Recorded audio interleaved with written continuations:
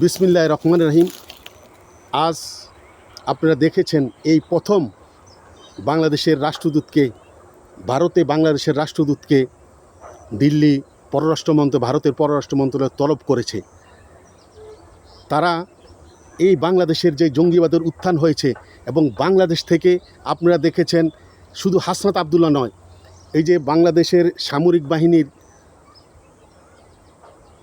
যারা রিটায়ার্ড করেছেন তাদের যে সংগঠন, সাবেক সামরিক বাহিনীর যেই অফিসারদের সংগঠন, সেই সংগঠনের সভাপতি, এই লোকটির আমার নাম মনে নাই, তিনি এবং ব্যারিস্টার যিনি জামাতপন্থী ব্যারিস্টার আহসানুল কবির, হাসনাত আবদুল্লাহ সহ বিভিন্ন জনে বিভিন্নভাবে বিভিন্ন সময় যে বাংলাদেশের যেই পাশে ভারতের 7 সিস্টারকে 60টি রাজ্যে তাদেরকে স্বাধীন করানোর জন্য বাংলাদেশ থেকে যে ইন্ধন দেওয়া হচ্ছে, এ ব্যাপারে কঠোর সমালোচনা করেছেন এবং বাংলাদেশের রাষ্ট্রদূতকে আজকেই বাংলাদেশকে রাষ্ট্রদূতকে বলেছে ভারত আগেই যে বাংলাদেশের যে উপদেষ্টা খলিলুর রহমানকে ডেকে অজিত দোভাল বলেছিল যে বাংলাদেশে কয়েকটা জঙ্গি ঘাঁটি আছে, তাদেরকে নির্দিষ্ট এই ঠিকানাগুলো দিয়েছিল তাদের পদক্ষেপ নেওয়ার জন্য, এবং সেই পদক্ষেপ তো নেয় নাই।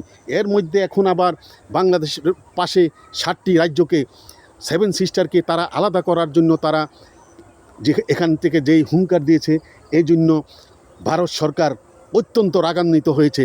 আপনারা দেখেন 2024 সালের 5 আগস্টের পর বাংলাদেশ অনেক কথা, বাংলাদেশের বিভিন্ন রাজনৈতিক নেতৃবৃন্দ অনেক কথা বলেছে মোদিকে নিয়ে, ভারত নিয়ে, 7 সিস্টার নিয়ে, কিন্তু একটি বারো ভারতের রাষ্ট্রদূতকে তলব করা হয়নি, বাংলাদেশের রাষ্ট্রদূতকে তলব করা হয়নি। কিন্তু 2024 সালের 5 আগস্ট এই পর্যন্ত 4 বার বাংলাদেশে ভারতীয় রাষ্ট্রদূতকে 4 বার পররাষ্ট্র মন্ত্রণালয় তলব করিয়ে তাদেরকে হুমকি দুমকি দেওয়া হয়েছে। এইবার আজকে ভারত অত্যন্ত রাগান্বিত হয়েছে। আর আজকে দেখেছেন ভারতীয় দূতাবাস ঘেরাও করার কথা বলেছে একদল জঙ্গি। তাই বাংলাদেশের যে ভারতীয় দূতাবাস আপাতত অস্থায়ীভাবে বন্ধ করে দিয়েছে। অনেকে বলতে পারেন যে ভারতীয় দূতাবাস বন্ধ করলে আমাদের কি? বাংলাদেশে আসার জন্য ভারতের কয়টা লোক, যদি প্রতিদিন যদি 500 লোক ভারত থেকে বাংলাদেশে আসতে চায়, কমপক্ষে 10,000 লোক প্রতিদিন ভারত থেকে বাংলাদেশে যেতে চায়। বাংলাদেশের বিভিন্নভাবে চিকিৎসা, আর সবচেয়ে বড় কথা হলো একটু চিকিৎসা, বাংলাদেশের লাখো লাখো এই ছাত্ররা ইন্টারমিডিয়েট পাস করে অনার্সে যারা ভর্তি হবে, যারা মাস্টার্স পাস করে পিএইচডি করবে, তারা ইউরোপীয় ইউনিয়ন সেনজেনভুক্ত দেশগুলো যাওয়ার জন্য তারা কিন্তু যে ভিসা ভর্তি প্রক্রিয়ার মধ্যে তারা অবশ্যই তাদেরকে নয়াদিল্লি যেতে হয়। কিন্তু আজকে লাখ লাখ বাংলাদেশের এই ছাত্ররা ইন্টারমিডিয়েট পাস করে তারা এই ভারতেও যেতে পারছে না, এবং এমবিসি NT ভিসা পাচ্ছে না, এমবিসির মুখোমুখি হতে পারছে না, তাদের সব কিছু প্রসেস হওয়ার পরও তারা এই সেনজেনভুক্ত ইউরোপ দেশগুলোতে পড়তে যেতে পারছে না। বাংলাদেশের এই জঙ্গিরা যে অবস্থা শুরু করেছে, বাংলাদেশের আমার মনে হয় আমার জীবদ্দশায় এই 54 বছরের বাংলাদেশ স্বাধীন হওয়ার পর ভারত এত শক্তিশালীভাবে, এত কড়াভাবে তারা কিছু বলে নাই, এই আজকে যতটুকু বলেছে। আর বাংলাদেশের চারিদিকে আপনারা দেখেছেন বাংলাদেশের স্বাধীনতার পর 54 বছরের মধ্যে এবার এই প্রথম বাংলাদেশের ভারতের বর্ডারের চারিদিকে এত সৈন্য সামন্ত, কয়েকটা 3-4টা ক্যান্টনমেন্ট তৈরি করেছে, এত অস্ত্র মজুত করেছে, এত সৈন্য সমাগম ঘটেছে ভারতের চারিদিকে বর্ডারে, যে মাইন পুঁতেছে, যার জন্য এমন একটা অবস্থা সৃষ্টি হচ্ছে। আমার মনে হয় যে এই জঙ্গি এবং যারা 7 সিস্টারকে ভাগ করতে চায়, এমনও অনেকে বলছে যে ওই 7 সিস্টারের আসামের পরেশ বড়ুয়া তাদেরকে বাংলাদেশে এনে তাদেরকে সহযোগিতা করে ভারতের 60টি রাজ্যকে আলাদাভাবে স্বাধীন করার জন্য বাংলাদেশের যতটুকু করার দরকার তারা করবে। তাই ইউনূস সরকার এইসব জঙ্গিদের ব্যাপারে কিছু বলে নাই দেখে ভারত এখন মনে করছে এই যে জঙ্গিরা যা বলছে এটা ইউনূসের সহায়তায়, এবং ইউনূসের সহায়তা আছে দেখেই এই ছেলেরা এত কিছু বলছে। নাহলে তো তাদেরকে সরকার প্রটেস্ট করতো, তাদেরকে গ্রেপ্তার করতো। তাই বাংলাদেশ আগামী 12ই ফেব্রুয়ারি নির্বাচন হবে।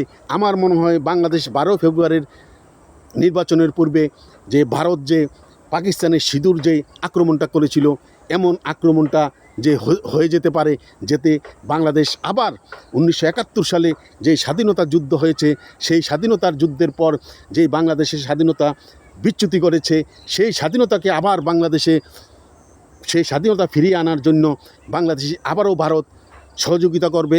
আর এই সহযোগিতার মধ্যে বাংলাদেশের এখনও 50% লোক, প্রায় 60% লোক স্বাধীনতার পক্ষের শক্তি। তারা চায় যে এই বাংলাদেশ থেকে জঙ্গি চলে যাক এবং বাংলাদেশটা একটি স্বাধীন সমৃদ্ধির সকল ধর্মের মানুষের একটি সহাবস্থানে একটি সুন্দর রাষ্ট্র হোক। আপনারা দেখেছেন পাকিস্তান থেকে এই আমেরিকা থেকে বাঙালিদেরকে পাঠিয়ে দিচ্ছে সৌদি আরব, কুয়েত এবং দুবাই তো বলেছে বাংলাদেশ থেকে কোনো লোক আর তারা নেবে না। যুক্তরাজ্য থেকে লাখ লাখ বাঙালিদেরকে ফেরত পাঠাচ্ছে। এখন পৃথিবীর কোনো দেশে, এমনকি পৃথিবীর নিকৃষ্ট দেশ আফ্রিকার সোমালিয়া, ওইসব দেশে কঙ্গো, সোমালিয়া, এইসব দেশেও বাংলাদেশের পাসপোর্ট দিয়ে এখন ভিসা দিতে চায় না। বাংলাদেশ বিশ্বের থেকে আলাদা হয়ে যাচ্ছে এই জঙ্গিবাদের কারণে। তাই সারা বাংলাদেশের সকল স্বাধীনতা পক্ষের শক্তি সবাইকে বলবো, আপনারা ঐক্যবদ্ধ হন, বাংলাদেশের স্বাধীনতা রক্ষা করুন, নতুবা এটা পাকিস্তানের করদরাজ্য হয়ে যাবে। এই বাংলাদেশের মধ্যে এখন কায়েদ আজমের মৃত্যু দিবস, জন্মদিন পালন হয়, পাকিস্তান জিন্দাবাদ স্লোগান দেওয়া হয়, জঙ্গিরা বাংলাদেশের প্রতিটি জায়গায় ছড়িয়ে গেছে, মন্দির, এরপরে বাউলদের আখড়া, মাজারে হামলা হচ্ছে, এমন বাউল গান হচ্ছে না, গান না, সব কিছু হচ্ছে। এবং এই স্বাধীনতার মাসে গতবারও এই সরকার বিজয় দিবস, বাংলাদেশের সবচেয়ে রাষ্ট্রীয়ভাবে সবচেয়ে আনন্দের দিন হলো বিজয় দিবস, গত বছরও পালন করে নাই, এবছরও পালন করে নাই। তাই বাংলাদেশকে ডক্টর ইউনূস পাকিস্তানের একটি করদরাজ্য বানানোর জন্য চেষ্টা করছে। তাই আমার বিশ্বাস যে আর বেশি দিন বাকি নাই, নির্বাচন তো দূরের কথা, এই বাংলাদেশে এমন একটি অবস্থা সৃষ্টি করবে আগামী 1 মাসের মধ্যে, এই ইউনূস সরকার যে কোথায় পালিয়ে যাবে। আর এখনই হাদিকে ফায়ার করার, হাদির উপরে হামলা হওয়ার পর এখন আপনারা দেখেছেন ইনকিলাব মঞ্চ বলেন এবং এই জঙ্গিরা, এই এনসিপি নেতারা এখন তাদের ঘুম হারাম হয়ে গেছে, তারা এখন ঘুমাতে পারছে না।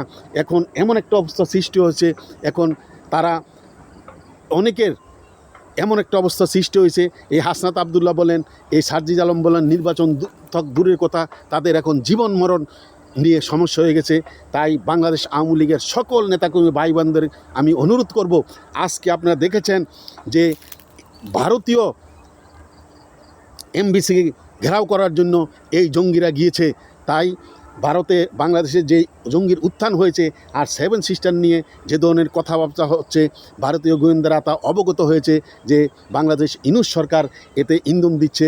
তাই বাংলাদেশে যে কোনো সময় বাংলাদেশে ভারতীয় আগ্রাসন এবং ভারতীয় আক্রমণ হয়ে এদেশ থেকে পাকিস্তানের পাতাতাকে চিরদিনের জন্য নিপাত করে আবারও দ্বিতীয়বার বাংলাদেশকে এই স্বাধীনতাকামী মানুষের মনের আশা পূরণ করার জন্য ভারত আমাদেরকে সহায়তা করবে এবং চিরদিনের জন্য এদেশ থেকে জঙ্গি পাকিস্তানের প্রেতাত্মারা চলে যাবে, সেই আশা ব্যক্ত করে বাংলাদেশ আওয়ামী লীগের সকল নেতাকর্মী যে যেখানে আছেন, আমার অনুরোধ রইল সবাই ঐক্যবদ্ধ থাকুন, ভাইলীগ পরিহার করে সবাই ঐক্যবদ্ধ থাকুন। পৃথিবীর কোনো শক্তি নাই আমাদেরকে আটকিয়ে রাখতে পারবে। কথা বলে আমার কথা এখানে শেষ করছি। জয় বাংলা, জয় বঙ্গবন্ধু, জয় হোক বাংলার মেহনতি মানুষের।